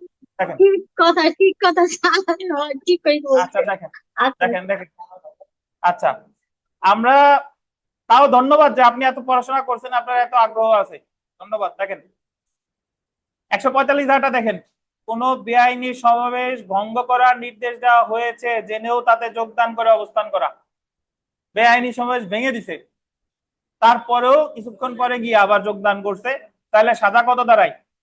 145 দাঁড়ায়। দেখেন 2 বছর। তাহলে এই সাজাগুলো আপনার মনে রাখতে হবে যে শুধু বেআইনি সমাবেশের সাজা 143 6 মাস, মারাত্মক অস্ত্র সহ 144 2 বছর, ভাঙিয়ে দিছে যোগদান করছেন 2 বছর 145। এরপরে 151 দেখেন, গণশান্তি ব্যাহত করার উদ্দেশ্যে কোনো বেআইনি সমাবেশ ভঙ্গ করার নির্দেশ দেওয়া হয়েছে জেনেও তাতে যোগদান করে বা অবস্থান করা। গণশান্তি ব্যাহত করার উদ্দেশ্যে, এখন গণশান্তি তো বুঝেন, মানে এই জায়গায় গণশান্তি ব্যাহত হতে পারে এই উদ্দেশ্যে কোনো বেআইনি সমাবেশ ভেঙে দেওয়া হয়েছে, এটা যদি আপনি জানার পরেও যোগদান করেন তাহলে 151 সাজা কত? 6 মাস। এখন আপনার কাছে প্রশ্ন আসতে পারে, আচ্ছা ধন্যবাদ, 45 আর 151 সেম হলেও 45-এ বলছে যে কোনো বেআইনি সমাবেশ ভঙ্গ করার নির্দেশ দেওয়া হয়েছে, ওই জায়গা ওটা গণশান্তির না পাইলে আপনার বইতে নাই, শুনেন। আচ্ছা শুনেন, এ জায়গা 145 হচ্ছে আরো প্রিভিয়াস টাইপের, মানে আর 151 অ্যাপ্লিকেবল করা হবে শুধু সে জায়গা কি আছে, গণশান্তি, জনগণের শান্তি বিনষ্ট করা। ধরেন এই জায়গা আপনি সমাবেশ করতেছেন, হ্যাঁ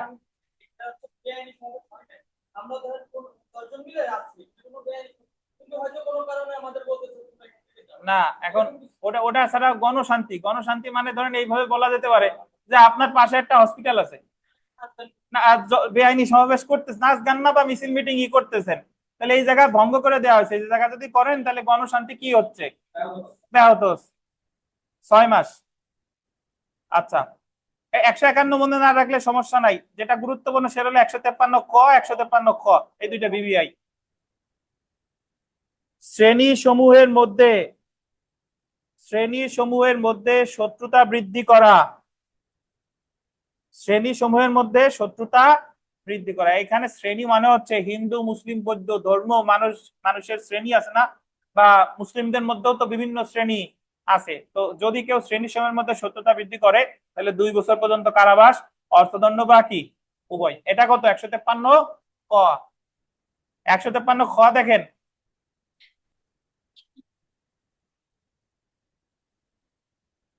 রাজনৈতিক কার্যকলাপে অংশগ্রহণের জন্য ছাত্র প্রভৃতিকে পরিচিত করা।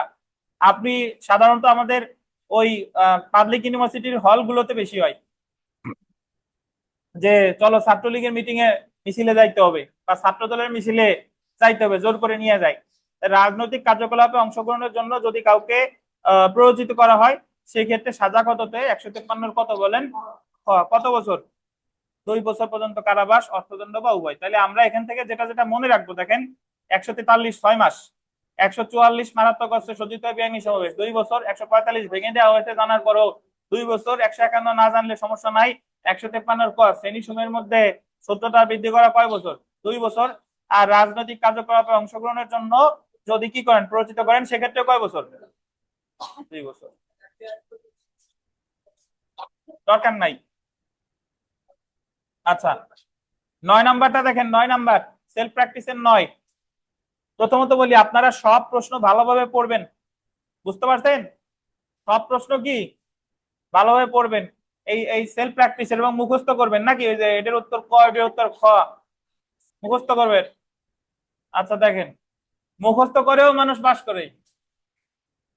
করে 2বার রিটেনে ফেল করে আমার কাছে পড়ে টেস্টে বলতে, স্যার আপনি যে আপনার কাছে পড়ে যাবে পিলি পাস করছি, এরকম টাইম পাট আগে পড়ি নাই, আগে তো ওই ভিতরের যে তত্ত্বগত যে আলোচনা পড়ি নাই, সে পরীক্ষায় পিলি পাস করছে শুধু মুখস্থ ঠিক করে ফেললেন। দেখেন আচ্ছা আচ্ছা দেখেন, তাহলে এখন এই ধারণাটা এস্টাবলিশড হয়ে যেত, ধরেন ওই লোক যদি অ্যাডভোকেট হয়ে যেত তাহলে সে বলতো যে আরে ভিতরের অপরাধ দরকার নাই, খালি এই প্রশ্ন করলেই হয়ে যাচ্ছে। দেখেন দণ্ডবিধির থাক নাম থাক 100, দণ্ডবিধির 149 302 ধারায় 10 জন ব্যক্তিকে অভিযুক্ত করা হয়েছিল, যার মধ্যে 6 জনকে খালাস দিছে। দেখেন আমরা জানি 149 আনতে হলে লাগে কয়জন? 5 জন। 10 জনের মধ্যে যদি 6 জনকে খালাস দেয় থাকে কয়জন? তাহলে এই জায়গা 149 তো আসে না, তাহলে এই জায়গা আসবে হচ্ছে কত জানেন? 34। সমানভাবে দায়ী করার জন্য এই জায়গা 149-এর জায়গা চার্জ পরিবর্তিত হয়ে আসবে কত? 34। বলেন তো রায় ঘোষণার পূর্ব পর্যন্ত চার্জ পরিবর্তন করা যায় কত ধারায় বলছে? 227 স্যার 227 47 টা ফৌজদারি কার্ড 27 227 স্যার দেখেন ফৌজদারি কার্ড দেখেন আচ্ছা 14 নম্বর প্রশ্নটা দেখেন, কোন বেআইনি সমাবেশ ভঙ্গ করার নির্দেশ দেওয়া হয়েছে জেনেও তাতে যোগদান করলে উক্ত ব্যক্তির অনধিক কত বছর কারাদণ্ড হতে পারে? 2 বছর। ভঙ্গ করা হয়েছে জেনেও যদি তাতে কি করে যোগদান করে। সবশেষের প্রশ্নটা গুরুত্বপূর্ণ, দেখেন সবই গুরুত্বপূর্ণ, তার মধ্যে সব তো পড়া সম্ভব হচ্ছে না। 17টা দেখেন, আদালত 153 ক ধারার অপরাধ আমলে নিতে পারে না সরকারের আদেশ ব্যতীত। ধারা বলছে 196, ফৌজদারি কার্যবিধির 196। দাঙ্গা মারামারি পড়ে আমরা আজকের লেকচার শেষ করব। দাঙ্গা, রায়োটিং। দাঙ্গা খুব সোজা, বেআইনি সমাবেশে যদি আপনি শক্তি বা উগ্রতা প্রদর্শন করেন কারণ সেটাকে বলে কি দাঙ্গা। মানে দাঙ্গার ভিতরে আগে আছে কি বেআইনি সমাবেশ, তারপর যখন আপনি মারামারি করছেন, কারো নাক ফাটাইছেন, মাথা ফাটাইছেন, তখন ওটা হয়ে গেছে কি দাঙ্গা। এই যে দেখেন, দণ্ডবিধির 146 ধারায় দাঙ্গার সংজ্ঞা দেওয়া হয়েছে। বেআইনি সমাবেশের সাধারণ উদ্দেশ্য বাস্তবায়নের জন্য গোল দেবেন শক্তি বা উগ্রতা প্রয়োগ করা হলে অনুরূপ সমাবেশের প্রত্যেক সদস্য দাঙ্গার অপরাধে দোষী হবে। কি কি কি করছেন? শক্তি বা কি উগ্রতা। উপাদান দেখেন, বেআইনি সমাবেশ থাকতে হবে। বেআইনি সমাবেশ কর্তৃক উক্ত সমাবেশের কোন সদস্য দ্বারা গোল দেবেন শক্তি বা উগ্রতা। সবার কিন্তু শক্তি উগ্রতা প্রদর্শনের দরকার নাই, যে কোনো একজন প্রয়োগ করলেও হবে।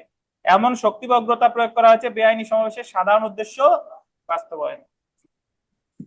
আচ্ছা, তাহলে দাঙ্গার সংজ্ঞা কততে দিছে?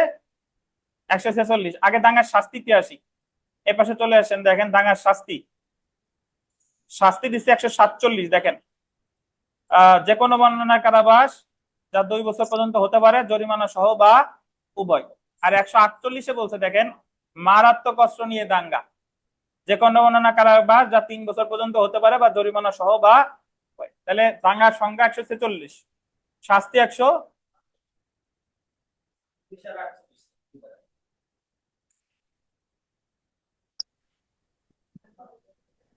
শাস্তি হচ্ছে আপনার কত বলেন?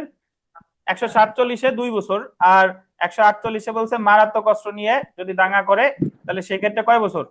3 বছর। আমরা প্রায় শেষে চলে আসছি। দেখেন মারামারিটা দেখবো, মারামারি অ্যাফ্রে, যদিও এর বাংলা প্রতিশব্দ মারামারি, বাট সংজ্ঞা পড়লে অ্যাকচুয়ালি মারামারি নাও লাগতে পারে। যে দেখেন, গোল দেন যখন 2 বা ততোধিক ব্যক্তি গোল দিবেন প্রকাশ্য স্থানে, মানে পাবলিক প্লেসে, ঝগড়া করে গণশান্তি ভঙ্গ করে, তখন তারা মারামারি করে বলে গণ্য হবে। যখন কয়জন ব্যক্তি? 2 বা ততোধিক ব্যক্তি কোন স্থানে? পাবলিক প্লেসে ঝগড়া করে। এখন আপনার যে এটা নেসেসারি না যে আপনার হাতাহাতি করতে হবে, ঝগড়া করলেও সেটা দাঙ্গা বলে গণ্য হবে। ধরেন আপনারা রাস্তা দিয়ে হেঁটে যাচ্ছেন, এখন রুবেল আর আমাদের তানভীর আলম খান, এরা দুইজন এমন তর্কাতর্কি শুরু করছে, অকথ্য ভাষায় একজন আর একজনের গালাগালিও শুরু করে দিছে, তখন এটা কি হবে বলেন? এফরে বা মারামারি। আচ্ছা, তাহলে আমাদের প্রশ্ন আমাদের যেটা হবে সেটা হচ্ছে যে দাঙ্গা মারামারি করা হয় কোন স্থানে? মারামারি প্রকাশ্য স্থান, পাবলিক প্লেস। আর বেআইনি সমাবেশ প্রাইভেট পাবলিক উভয়। দাঙ্গা প্রাইভেট পাবলিক উভয়। আচ্ছা, এখন আমরা যদি দেখি যে বেআইনি সমাবেশের সাথে দাঙ্গার পার্থক্য কি? বেআইনি সমাবেশের সাথে দাঙ্গার পার্থক্য শুধু উগ্রতা বা শক্তি। বেআইনি সমাবেশে আপনার শক্তি বা উগ্রতা থাকতেও পারে, নাও থাকতে পারে। যদি থাকে তখন তো সেটা কি হয়ে যাবে? দাঙ্গা। অর্থাৎ সকল দাঙ্গাই বেআইনি সমাবেশ, কিন্তু সকল বেআইনি সমাবেশই দাঙ্গা না। দেখেন, বেআইনি সমাবেশ এবং দাঙ্গার মধ্যে পার্থক্য হলো প্রত্যেক দাঙ্গার ক্ষেত্রে বেআইনি সমাবেশ থাকে, কিন্তু প্রত্যেক বেআইনি সমাবেশের মধ্যে দাঙ্গা থাকে না। বেআইনি সমাবেশের সাধারণ উদ্দেশ্য বাস্তবায়ন করতে শক্তি বা উগ্রতা প্রয়োগ করা হলে তা কিসে পরিণত হয়? দাঙ্গায় পরিণত হয়। এখন আমরা আসি যে দাঙ্গা আর মারামারির মধ্যে কি পার্থক্য। আমাদের যখন আমরা দণ্ডবিধি পড়বো, প্রতিটা জিনিসের সাথে প্রতিটা জিনিসের পার্থক্য আমার মনে মনে ভেবে নিতে হবে। যে দাঙ্গায় আছে 5 বা ততোধিক, মারামারিতে কয়জন? 2 বা ততোধিক। দাঙ্গা পাবলিক প্রাইভেট উভয় জায়গায় হতে পারে, আর মারামারি হবে কিসে? শুধুমাত্র পাবলিক প্লেসে। আচ্ছা, দাঙ্গা হচ্ছে গুরুতর প্রকৃতির অপরাধ, মারামারি কি অপেক্ষাকৃত লঘু প্রকৃতির অপরাধ। দাঙ্গার মধ্যে বেআইনি সমাবেশ থাকে, কিন্তু মারামারির মধ্যে বেআইনি সমাবেশ থাকে না। দাঙ্গার ইংরেজিতে বলে রাইটিং, মারামারির ইংরেজিতে বলে অ্যাফ্রে। দাঙ্গার শাস্তি এই, মারামারির শাস্তি এই, এই তো পার্থক্য। দেখেন, আচ্ছা, তাহলে পার্থক্য পড়লাম না, আমরা মারামারি সাজায় চলে আসি। দেখেন সাজা, এটা একটা গুরুত্বপূর্ণ একটা সাজা। দেখেন, যে কোনো বর্ণনার, এটা গোল্ডেন, যে কোনো বর্ণনার কারাবাস যা 1 মাস পর্যন্ত হতে পারে। সাধারণত দণ্ডবিধির খুব কম জায়গায় 1 মাস থাকলে, সব জায়গায় বিনাশ্রম আছে, বাট এই জায়গায় দেখেন বিনাশ্রম নাই। যে কোনো বর্ণনার কত? 1 মাস পর্যন্ত, যা 1 মাস পর্যন্ত, এবং অর্থদণ্ড সহ যা কত? 100 টাকা পর্যন্ত হতে পারে, বা উভয়। তাহলে এই অ্যাফ্রেশ সাদাটা আপনার মনে রাখতে হবে। এই জায়গা এই 1 মাস কি বলেন তো, সে সশ্রম হতে পারে কিনা? আদালত ইচ্ছা করলে, আদালত এটা ইচ্ছা করলে সশ্রম হতে পারে। তাহলে আমরা দেখেন মোটামুটি শেষ পর্যায়ে চলে এসেছি। আজকের লেকচারের প্রশ্ন যা আছে এগুলা পড়ে নেবেন মোটামুটি। আমি একটু মনে করাই দিই, বেআইনি সমাবেশের সংজ্ঞা দিল 141, আর শাস্তি বলছে 143, 6 মাস। মারাত্মক অস্ত্র সহ বেআইনি সমাবেশ করলে 144, 2 বছর। বেআইনি সমাবেশ ভেঙে দেওয়ার পরেও যোগদান করলে 145, 2 বছর। শ্রেণী সময়ের মধ্যে বৈষম্য 153 ক, 2 বছর। তারপরে আপনার রাজনৈতিক উদ্দেশ্যে ছাত্রদের প্ররোচিত করে নিয়ে যাওয়া, এটাও কত? 153 খ, 2 বছর। দাঙ্গার সংজ্ঞা দিছে 146, বেআইনি সমাবেশে যদি শক্তি বা উগ্রতা প্রদর্শন করে তারে কি বলে? দাঙ্গা। দাঙ্গার শাস্তি বলছে 147, 2 বছর। মারাত্মক অস্ত্র সহ দাঙ্গা করলে কত? 148, 3 বছর। মারামারির সংজ্ঞা দিছে 159, করতে কয়জন লাগে? 2 বা ততোধিক। কোন জায়গায়? পাবলিক প্লেসে। আর শাস্তি হলো যে কোনো বর্ণনার 1 মাস পর্যন্ত কারাদণ্ড বা 100 টাকা পর্যন্ত জরিমানা, বা উভয়।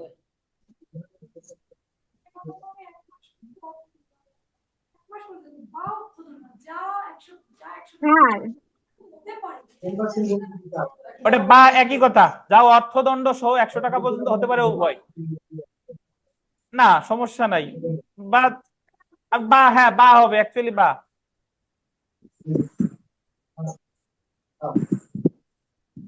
পারে পারে পারে, জি সেটাই সেটাই, জি। হ্যাঁ বলেন গীতা রানী, বলেন বলছি কি স্যার, বলেন। স্যার আমি বলছি কি, আপনি মনে কিছু করেন না স্যার, আমি আসলে বলতে চাচ্ছি নিজেকে মানে একটু প্রিপেয়ার করার জন্য, একটু জানার জন্য। মানে বলেন বলেন। একটা সমাবেশ যেটা আইনসঙ্গত, ওইটা যখন আইনসঙ্গত না থাকে তখন সেটাই তো বেআইনি। এখন সেই বেআইনি সমাবেশে কেউ অপরাধ করুক বা না করুক, ওই সমাবেশে ওই স্পটে উপস্থিত থাকলেই সে একটা বেআইনি সমাবেশে অংশগ্রহণ করবে। শুধু অংশগ্রহণ করলেই তার শাস্তি হবে 143 ধারায় 6 মাস। কিন্তু হ্যাঁ 149 ধারায় যদি একটা বেআইনি উদ্দেশ্য সাধন করার জন্য যদি মিলিত হয় এবং সেই উদ্দেশ্য সাধন করে, অথবা করার জন্য যদি কোনো মানে দাঙ্গা হাঙ্গামা করে, বা অত দাঙ্গা হাঙ্গামাও না, বা করছে যেটাই হোক, করলে তার শাস্তি হবে 145 ধারা অনুযায়ী 2 বছর। এইটা আর কি জানতাম আমি, আর কি সেইটা আর কি বলতে চাইছিলাম আপনাকে। 145 তো বলছে, আপনার যদি একবার ভেঙে দিছে, ভেঙে দেওয়ার পরেও যোগদান করছেন, বুঝতে হ্যাঁ, পারছেন? ওইটা তো সরকারে তাকে বলছে যে তুমি তোমার বেআইনি সমাবেশ আচ্ছা, করতে পারবে না, একটা বিধি নিষেধ দিয়েছে। সহজ কথা গীতা, সহজ কথা, যে যে অপরাধী যদি বেআইনি সমাবেশ হয়, 143 হোক আর যা করুক, যে অপরাধী করুক না কেন, তাদের সবাইরে সমানভাবে দায়ী করার জন্য আমার লাগবে 149। তাতে আপনি 143 আনেন, 45 হ্যাঁ আনেন, হ্যাঁ হ্যাঁ, 3 আনেন, যা 49 আনেন, ধারা, সবাই। হ্যাঁ, হ্যাঁ। জি। তো এখন জি আমাদের স্যার। পরীক্ষা হবে, প্রশ্ন দিচ্ছি, পরীক্ষা দেন। হ্যাঁ, কি পরীক্ষা হবে? আজকে পরীক্ষা আছে? হ্যাঁ হ্যাঁ হ্যাঁ, কি পরীক্ষা স্যার? গতদিনের যে প্ররোচনা পড়াইছি সেটার পরীক্ষা। জি স্যার।